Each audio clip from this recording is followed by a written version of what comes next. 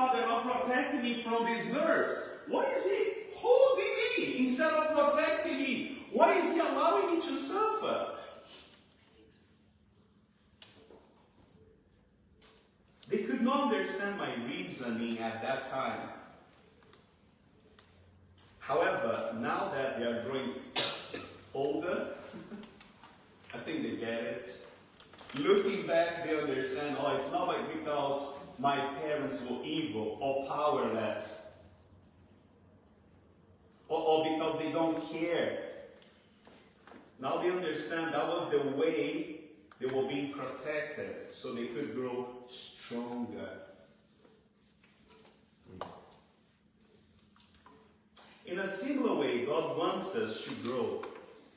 And one day, we will understand a lot of things that we did not understand while here on earth.